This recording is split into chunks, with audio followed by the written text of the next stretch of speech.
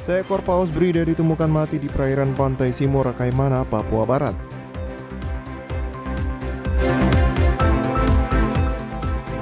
Buntut dari pemalangan TPA, Pemda Teluk Bintuni lunasi uang ganti rugi tanah TPA kepada pemilik hak wilayah.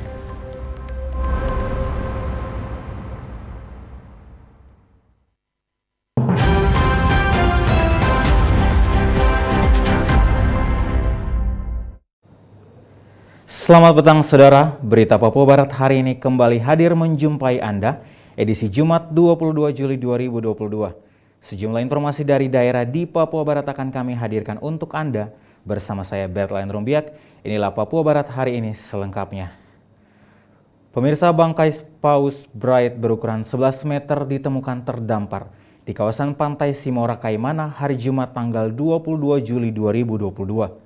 Paus dengan nama latin Balaenoptera Bright ini pertama kali ditemukan oleh Pice 49 tahun, penjaga tempat wisata di kawasan tersebut, sekitar pukul 5:30 waktu Indonesia Timur. Paus dengan jenis kelamin jantan ini diperkirakan mati lebih dari 10 hari sebelum terdampar ke darat dan ditemukan.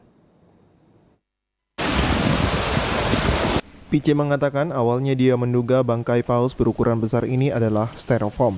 Namun setelah didekati, dirinya mencium bau busuk dari arah tersebut. Selanjutnya dia melaporkan penemuan ini ke majikannya untuk dilaporkan ke pihak terkait. Setengah 6 pagi. Setengah 6 pagi ya? Langsung om lapor kah atau? Tadi pagi bang, setengah 6 pagi. Karena lihat barang ini saya pikir macam gabus begini.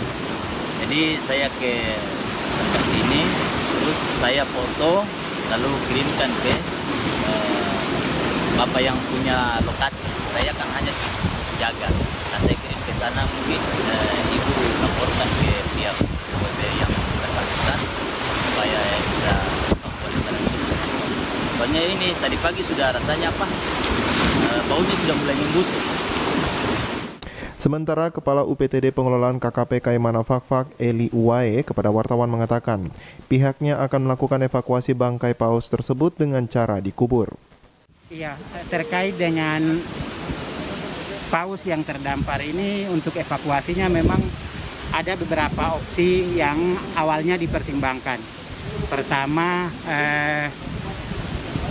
bawa ke laut dan tenggelamkan. Kemudian yang kedua, bakar. Lalu yang terakhir itu kubur.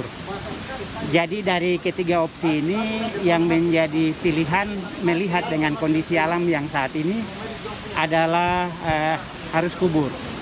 Terkait dengan penguburan bangkai hiu paus ini melibatkan berbagai mitra atau berbagai pihak, termasuk pemerintah daerah. Dikatakan Eli, pihaknya belum bisa memastikan penyebab pasti matinya paus ini. Namun menurut mantan Sekretaris Dinas Pendidikan Kaimana ini, ada dua faktor penyebab matinya, yakni karena faktor alam dan ulah manusia.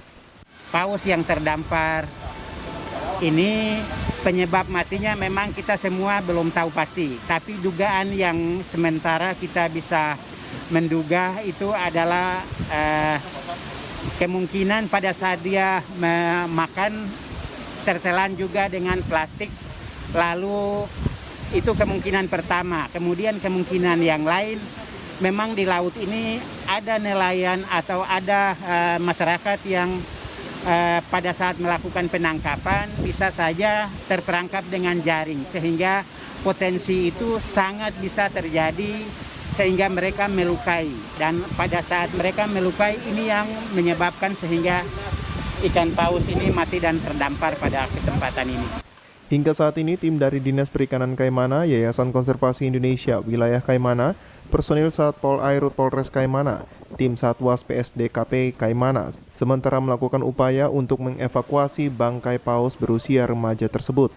Dari Kaimana, Arfad Jempot, TVRI Papua Barat melaporkan. Pemirsa, sejumlah penumpang di Bandara Domine Edward Osok Sorong, Papua Barat mengeluh dengan kenaikan harga tiket Sorong Jakarta yang mencapai 3-4 juta rupiah. Kenaikan harga tiket itu terjadi lantaran adanya kenaikan harga aftur. Imbas dari kenaikan harga aftur berdampak pada kenaikan harga tiket transportasi udara. Di Sorong misalnya, sejumlah penumpang pesawat di Bandara Domine Edward Osok Sorong, Papua Barat, mengeluh dengan harga tiket Sorong Jakarta rata-rata 3-4 juta rupiah. Bahkan pemesanan tiket satu hari sebelum keberangkatan bisa mencapai 5 juta rupiah. Salah satu penumpang Sorong tujuan Jakarta bernama Agustin mengaku ia sudah membeli tiket seminggu sebelum keberangkatan mencapai 3 juta lebih. Meski sebelumnya harga tiket Sorong Jakarta hanya 2,5 juta rupiah. Agustin menambahkan tujuan dia ke Jakarta untuk kepentingan berobat. Jika tidak ada keperluan berobat, ia pasti batalkan keberangkatan karena biaya tiket sangat mahal. Ia berharap kepada pemerintah pusat untuk memperhatikan tarif harga tiket khusus di Papua Barat yang terjadi sudah seminggu ini. Saya kalau nggak mau berobat mungkin saya nggak balik ke ini ya Jakarta ya, karena kemarin kan biasanya 2 jutaan, sekarang ini kemarin saya kena 3,3, karena saya lihat tiketnya mahal terus. Ini saya tunggu agak turun, kan kemarin sempat berapa ya, hampir 4 juta kalau nggak salah yang apa itu. Menanggapi kenaikan harga tiket pesawat, Kepala Bandara Deo Sorong Cecetaria membenarkan adanya kenaikan harga aftur dan pembatasan jumlah unit pesawat dari maskapai, sebagian belum dioperasikan secara keseluruhan di Bandara Deo Sorong. Ia menjelaskan alasan pihak maskapai belum mengoperasikan secara keseluruhan pesawat karena ada kendala dengan imbasnya kenaikan harga aftur dan masa pandemi COVID-19 yang terjadi 2 tahun lalu. Ya, salah satunya adalah kenaikan aftur. Yang keduanya juga barangkali masih ada pembatasan jumlah unit pesawat yang dimanfaatkan oleh maskapai. Kalau sekarang ini karena okupansinya padat, artinya kebutuhan masyarakatnya cukup tinggi, maka mereka jual di angka itu masih juga laku gitu ya. Nah, tapi kalau seandainya terjadi suatu penurunan, maka mereka juga akan mengevaluasi. Hanya kita ketahui, kalau dulu kita pesan tiket 1 minggu sebelumnya, kita bisa dengan harga 2,2 gitu ya. Tapi kalau 1 hari sebelum berangkat, artinya tinggi juga kan seperti itu. Dari Sorong, Mikal Jasman, TVRI Papua Barat melaporkan.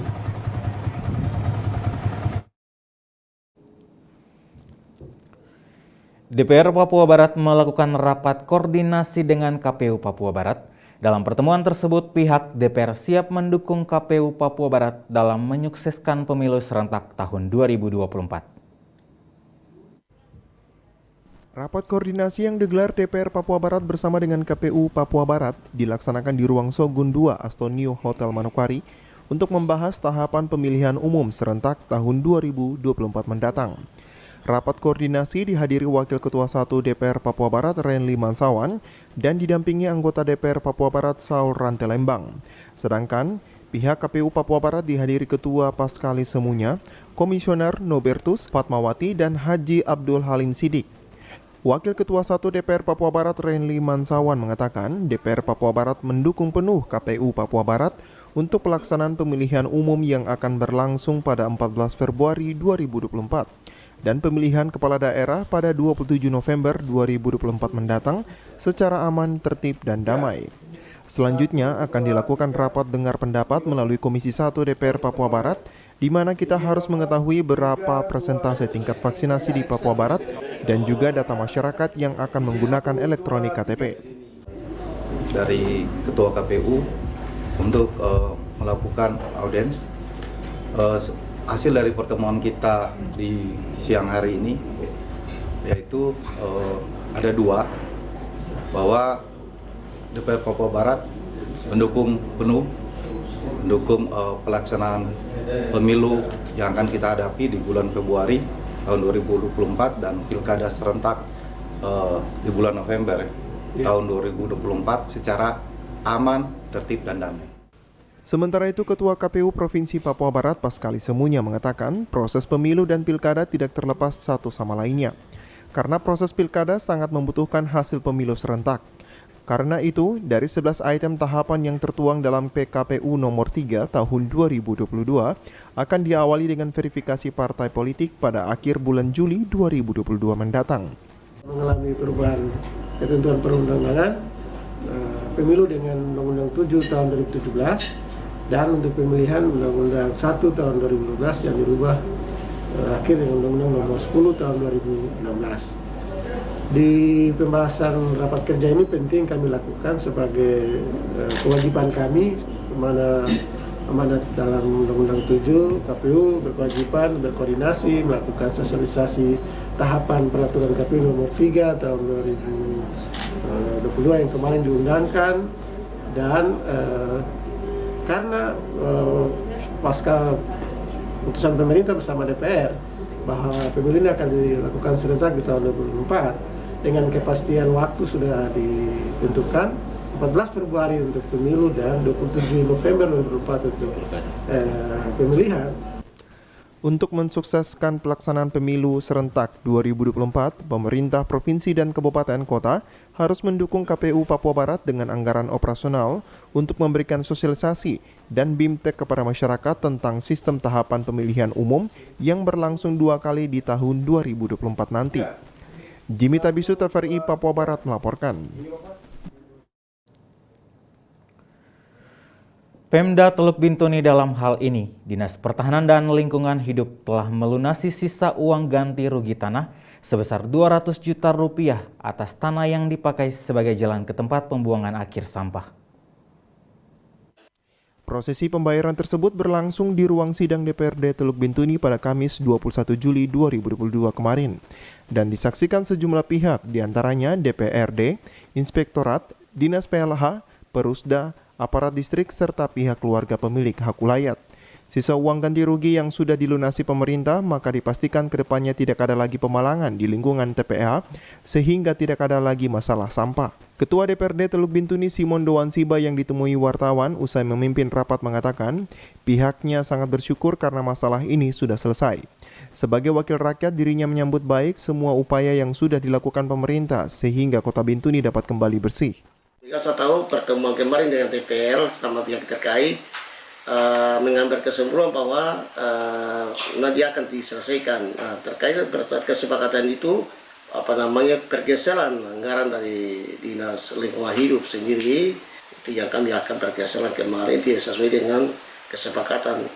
Akhirnya puji Tuhan hari ini juga kami sudah selesaikan, terutama masyarakat pemilik hak ulayat sudah selesai clear, tangan persambahan juga sudah diangkut dan sudah buat di tempat.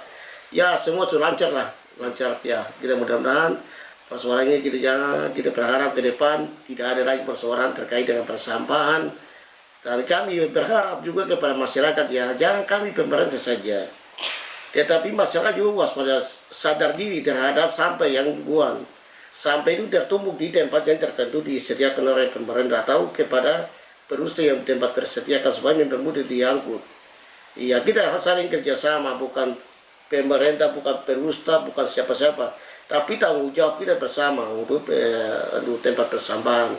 Untuk diketahui, pemalangan jalan menuju TPA menjadi penyebab masalah menumpuknya sampah di Kota Bintuni selama berminggu-minggu. Pasalnya, jalan menuju ke TPA merupakan akses satu-satunya bagi petugas kebersihan untuk membuang sampah. Menyikapi sorotan publik terkait masalah ini, DPRD Teluk Bintuni kemudian menggelar rapat dengar pendapat pada Selasa lalu. Dalam rapat antara DPRD dan pemerintah waktu itu, diputuskan bahwa sisa uang ganti rugi tanah sebesar 200 juta rupiah akan dilunasi melalui mekanisme pergeseran anggaran di DPA Dinas PLH. Dari Teluk Bintuni, Valentin Wanma, TVRI Papua Barat melaporkan. Informasi selanjutnya akan hadir setelah jeda berikut ini. Tetaplah bersama kami.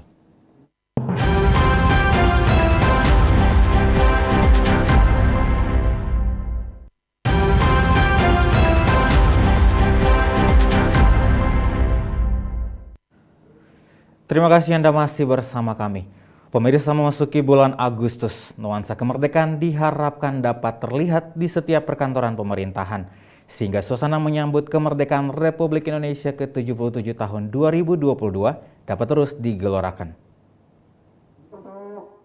Hal tersebut menjadi pesan penting yang disampaikan Asisten 2 Sekda Papua Barat Melkias Werinusa saat memimpin apel gabungan pada Jumat 22 Juli 2022 dikarenakan sudah memasuki pertengahan bulan Juli.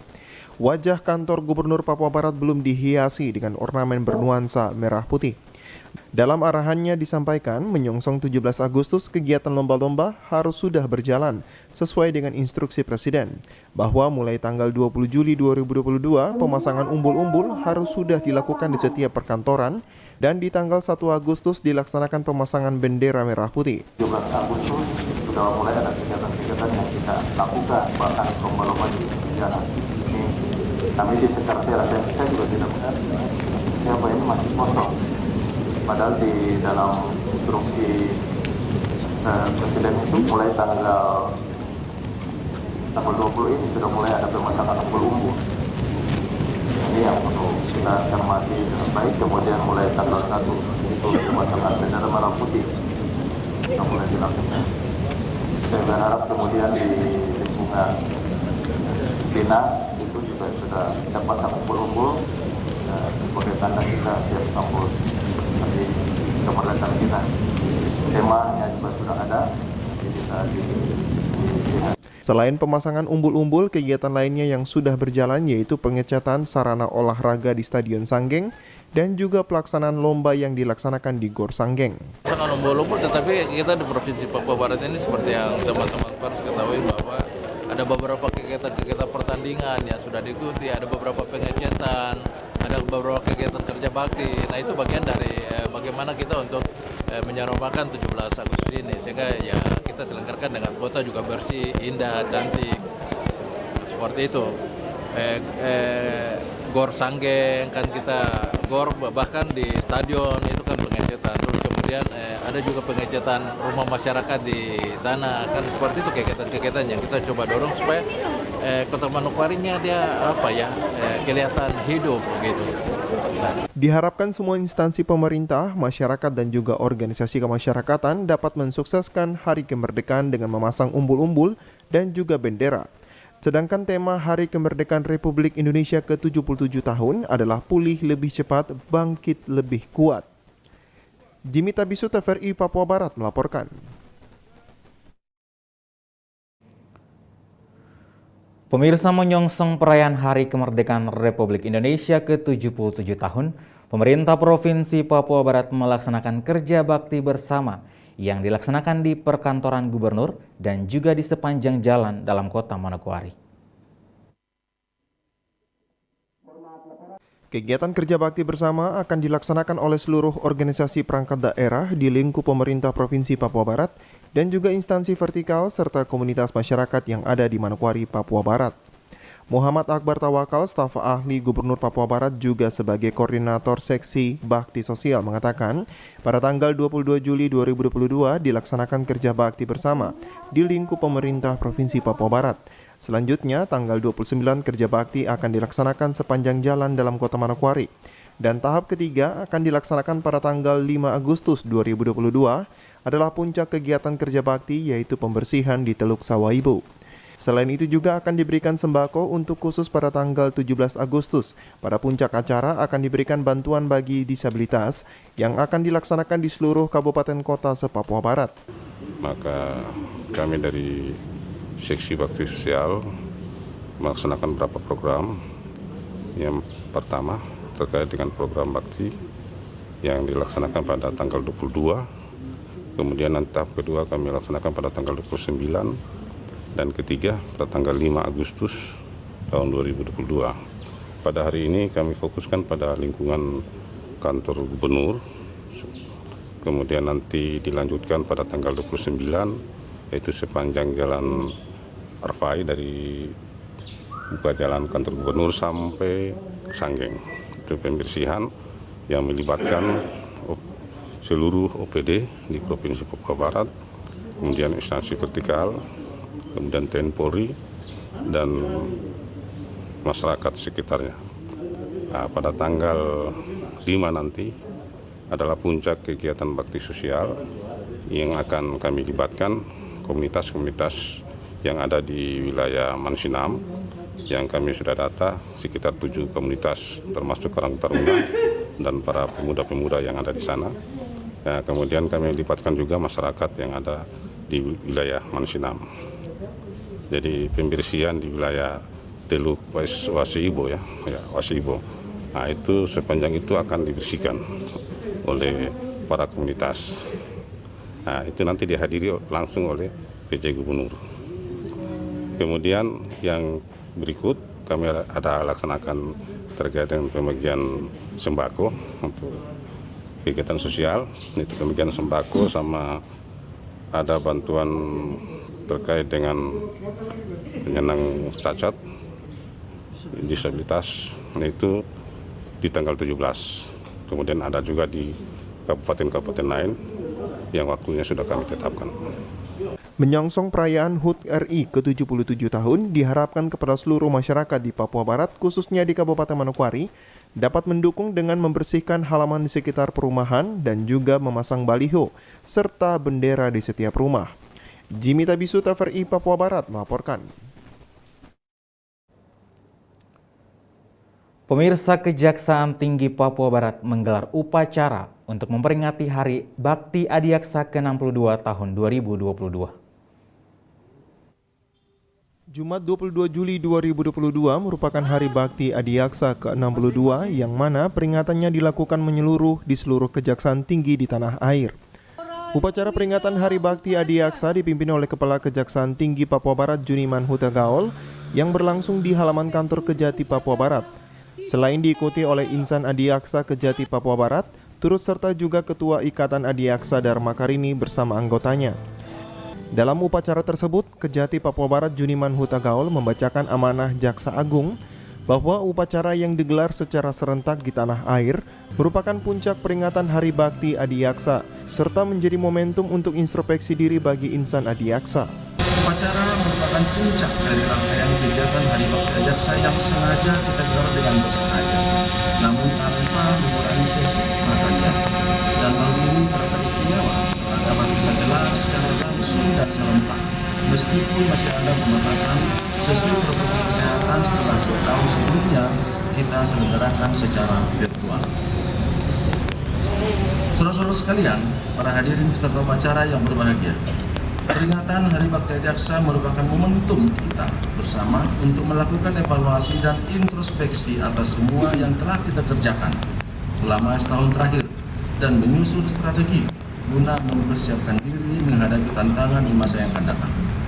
Saya ucapkan terima kasih dan mengapresiasi kerja keras seluruh jajaran dalam meningkatkan citra institusi sehingga masyarakat mampu merasakan kehadiran negara dalam setiap problematika hukum. Jaksa Agung juga menyampaikan terima kasih kepada seluruh adiaksa di tanah air yang telah bekerja keras, cermat, dan cepat dalam merespon perintah Jaksa Agung guna meningkatkan penanganan perkara yang menyangkut harkat hidup masyarakat seperti perkara kelangkaan minyak goreng, penyelewengan pupuk bersubsidi, dan pemberantasan mafia tanah. Untuk itu diharapkan dapat menjaga kepercayaan yang telah diberikan. Respon cepat tersebut telah berkontribusi dalam meningkatkan kepercayaan masyarakat kepada institusi kejaksaan, di mana keresahan masyarakat terwakilkan dengan langkah hukum yang saudara lakukan.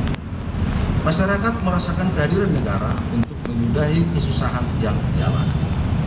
Oleh sebab itu, jaga dengan baik harapan dan kepercayaan yang telah diberikan oleh masyarakat dengan terus meningkatkan performa dan kepekaan dalam melihat adanya potensi pelanggaran hukum yang menyangkut kelangsungan hidup orang banyak.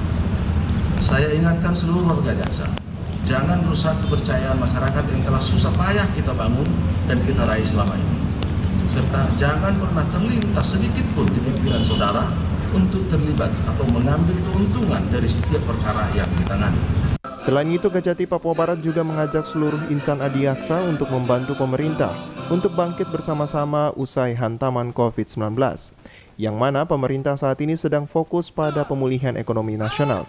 Agar target pemerintah dapat tercapai, Kejaksaan wajib berperan menciptakan stabilitas situasi melalui pemberian hukum yang kondusif dan kepastian agar iklim investasi meningkat kembali, sebab hukum dan ekonomi adalah dua hal yang berbeda, namun sejatinya merupakan sebuah kesatuan yang integral yang saling berkaitan. Arina Irianan, TVRI Papua Barat melaporkan.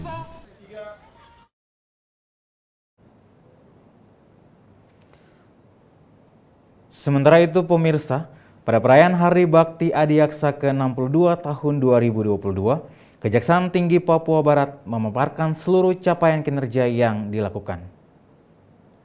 Kejaksaan Tinggi Papua Barat di momen Hari Bakti Adiaksa ke-62 tahun 2022, Jumat siang tadi kepada awak media di Manokwari, melakukan pemaparan capaian kinerja yang telah dicapai dan juga hal-hal yang belum terlaksana, mulai dari realisasi anggaran serta penyelesaian kasus. Pemaparan capaian kinerja Kejaksaan Tinggi Papua Barat selain diikuti oleh wartawan di Manokwari, diikuti juga oleh seluruh kejaksaan negeri se-kabupaten kota. Kepala Kejaksaan Tinggi Papua Barat Juniman Huta Gawal kepada awak media menyampaikan khususnya pada bidang pembinaan, pendapatan serta realisasi anggaran pada Kejaksaan Tinggi Papua Barat yang mana serapannya mencapai 60,95%. Serapan anggaran yang sudah kita capai adalah sebesar 60,95%. Ini sudah melewati setengah. Dan ini masih angka yang layak karena kita baru selesai 1 semester. Ya. Sedangkan realisasi anggaran adalah yang sudah kita gunakan itu sebesar 7.291.690.590 rupiah. Lebih lanjut disampaikan pendapatan yang diperoleh Kejaksaan Tinggi Papua Barat dan disetorkan kas negara berasal dari Kejaksaan Negeri Manokwari, Kejari Sorong, Kejari Fakfak, Kejari Teluk Bintuni, dan Kejari Kaimana. Kejaksaan Negeri Manokwari itu berjumlah 6.835.072 rupiah 570. Kejaksaan Negeri Sorong 226.536.760 rupiah. Jadi ini Sorong, ini tantangan ya, kalah jauh dari Manokwari. Kejaksaan Negeri Fakfak 175.369 rupiah. Kejaksaan Negeri Teluk Bintuni sejumlah 11.011.140 rupiah. Kejaksaan Negeri Kaimana sejumlah 3.971.245 rupiah. Selain realisasi pada bidang pembinaan, di kesempatan yang sama, Kejati Papua Barat juga memaparkan capaian program pada bidang intelijen yang telah dilakukan dengan jumlah 30 kegiatan. Kemudian mengenai intelijen yang bisa kami sampaikan di sini bahwa beberapa kegiatan yang sudah dilakukan adalah program tabur. Kita berhasil menangkap 1 orang DPO beberapa bulan yang lalu, kita tangkap di Yogyakarta dan sekarang sedang menjalani proses sidang di Pengadilan Negeri Sorong.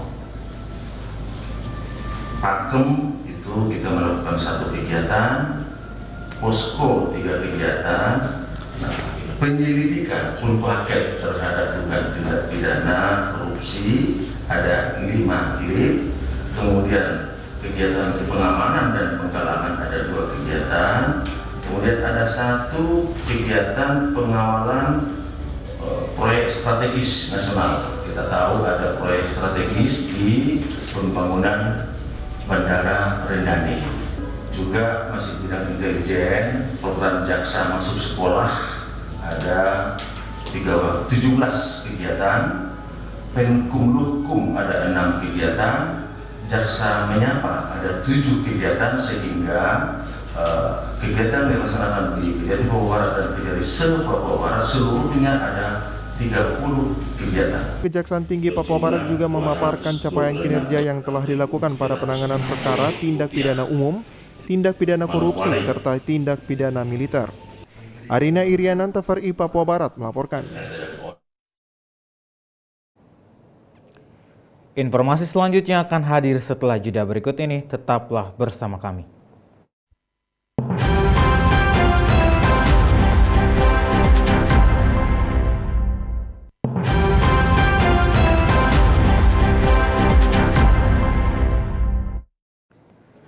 Terima kasih Anda masih bersama kami. Pemirsa, capaian imunisasi campak rubella di Kabupaten Manokwari masih sangat rendah, yakni 35,7% dari target 95%. Untuk itu, tim penggerak PKK Kabupaten Manokwari siap datangi sekolah SD dan TK guna pelayanan imunisasi campak rubella. Imunisasi campak rubella menjadi bagian penting yang wajib diterima oleh anak mulai dari usia 9 bulan hingga 12 tahun sebagai bentuk kekebalan tubuh dari penyakit campak dan rubella serta penyakit berbahaya lainnya dalam tumbuh kembang anak. Namun, pemberian imunisasi campak rubella yang dilakukan sejak 18 Mei 2022 lalu yang dikemas dalam Bulan Imunisasi Anak Nasional atau BIAN, khususnya di Kabupaten Manokwari belum tercapai secara maksimal. Sesuai data dari Dinas Kesehatan Kabupaten Manokwari, imunisasi campak rubella usia 9-59 bulan telah mencapai 22,5% dari target 95%. Usia 5-7 tahun mencapai 45,3% dari target 95% dan usia 7 sampai dengan 12 tahun mencapai 43,4% dari 95%. Jika diakumulasikan, maka pemberian imunisasi campak rubella baru mencapai 35,7% dari target 95%. Ketua Tim Penggerak PKK Kabupaten Manokwari pada pelaksanaan imunisasi BIAN massal, Kamis kemarin menyampaikan, salah satu faktor yang mengakibatkan rendahnya capaian pemberian imunisasi campak rubella pada anak usia sekolah adalah waktu libur sekolah yang berlangsung sejak Juni lalu. Oleh sebab itu, untuk mengefektifkan sisa waktu, maka tim penggerak PKK akan mendatangi sekolah SD dan TK PAUD guna pelayanan imunisasi campak rubella. Waktunya juga sudah injury time, tinggal 7 hari ke depan. Waktu yang ada ya kami manfaatkan terkait seperti yang sudah saya sampaikan tadi. Surat-surat sudah dikirim ke sekolah-sekolah SD dan juga PAUD. Jadi hari ini kami akan lihat progresnya. Kalau belum maksimal maka dari tim akan turun ke sekolah-sekolah. Beberapa waktu yang lalu sudah, cuman karena sekolah pada libur sehingga ya tadi sudah disampaikan tanggal 18 baru masuk, sehingga tanggal 21 ini kita imunisasi massal. Yang berikut kita akan di waktu yang sisa ini akan tim turun ke sekolah-sekolah seperti itu. Sebelum tanggal 28, laporan pelayanan harus dikirim ke pusat. Untuk itu, dalam 7 hari tersisa, tim penggerak PKK telah membagi tim untuk melakukan pelayanan ke sekolah dasar dan TK PAUD yang belum melakukan pelayanan imunisasi. Kepada pihak sekolah baik SD maupun PAUD, Nyonya Febelina Indo berharap adanya dukungan dan kerjasama demi hak kesehatan anak-anak. Sebelum tanggal 28, karena laporannya harus ke pusat tanggal 28. Pelaksanaan ini sendiri sudah dilaksanakan dari bulan Mei, rencananya dan berjalan sampai dengan hari ini. Namun ya hasilnya seperti yang tadi sudah dilaporkan sangat jauh dari apa yang diharapkan. Ya kendala-kendala juga ya seperti tadi sudah disampaikan oleh Bapak Kepala Dinas. Orang-orang tua yang keberatan terkait dengan dipikirnya itu vaksin COVID, ternyata bukan. Dan juga ada beberapa sekolah yang menolak terkait dengan informasi yang mereka belum pahami. Oleh sebab itu kami harapkan apa yang kami sampaikan dapat dipahami dan kami juga berharap Bapak Ibu Kepala Sekolah SD maupun PAUD turut berpartisipasi kerjasama yang aktif sehingga apa yang menjadi hak kesehatan anak-anak kita dapat mereka terima melalui imunisasi BIAN di sekolah mereka masing-masing pada waktu yang akan kita laksanakan 1-2 hari, 3 hari ke depan. Untuk diketahui, pencapaian imunisasi campak rubella baru mencapai 35,7% dari target 95% di Kabupaten Manokwari. Sesuai data per puskesmas, yang paling rendah adalah Pulau Mansinam yang hanya mencapai 4,6% dan Puskesmas Wosi 9,8%. Arina Irianan, TVRI Papua Barat melaporkan. Direktur Utama Perusahaan Daerah Bintuni Maju Mandiri, Markus Samaduta mengusulkan agar pemerintah dan DPRD Teluk Bintuni dapat merancang peraturan daerah mengenai persampahan. Hal ini dikemukakan Samaduta saat diwawancarai usai rapat yang diprakarsai DPRD dalam rangka pembayaran sisa uang ganti rugi tanah kepada pemilik hak ulayat yang turut disaksikan pemerintah Kamis kemarin. Kepada wartawan, Samaduda menjelaskan, usulan pihaknya terkait produk hukum daerah tersebut bertujuan agar penanganan sampah di Kota Bintuni bisa terwujud sesuai harapan bersama. Di samping itu, Samaduda menyatakan dengan adanya perda yang secara teknis mengatur tentang tata kelola sampah, maka ada kemungkinan meningkatkan PAD dari retribusi sampah. Harus ada regulasi yang harus dibuat sehingga semua orang taat dan tunduk dan melaksanakan regulasi yang ada. Misalnya retribusi tentang persampahan. Misalnya ada klausul juga mengatur tentang perilaku. Pengolahan masyarakat harus harus diatur sesuai dengan regulasi yang ada sehingga orang tidak sembarang buang sampah. Penanganannya juga harus dari hulu sampai hilir. Tidak bicara soal biasa, tapi ada teknologi yang digunakan, ada regulasi, ada teknologi yang digunakan, ada masyarakat yang harus diedukasi supaya mereka juga bisa buang sampah pada tempatnya. Begitu. Mulai dari pelaku bisnis, masyarakat Kota Bintuni yang domisili di kota ini. Nah, ini semua harus dikelola secara baik. Sesuai pantauan TVRI, terlihat petugas kebersihan sudah mulai melakukan pembersihan di TPS atau tempat pembuangan sementara Pasar Sentral Bintuni. Petugas membersihkan sampah yang menggunung berminggu-minggu di TPS ini karena petugas tidak bisa melakukannya secara manual dan harus dibantu dengan alat berat. Berdasarkan keterangan pihak Perusda selaku pihak ketiga yang dipercayakan untuk menangani persampahan, di hari pertama sejak palang dibuka, TPS Pasar Sentral Bintuni menjadi prioritas pembersihan. Dari Teluk Bintuni, Valentino Wanma, TVRI Papua Barat melaporkan. Pemirsa, tuntas sudah perjumpaan kita dalam Berita Papua Barat hari ini. Mewakili seluruh kerabat kerja yang bertugas, saya Bertalan Rumbia pamit undur diri dari hadapan Anda. Terima kasih atas kebersamaan Anda dan sampai jumpa.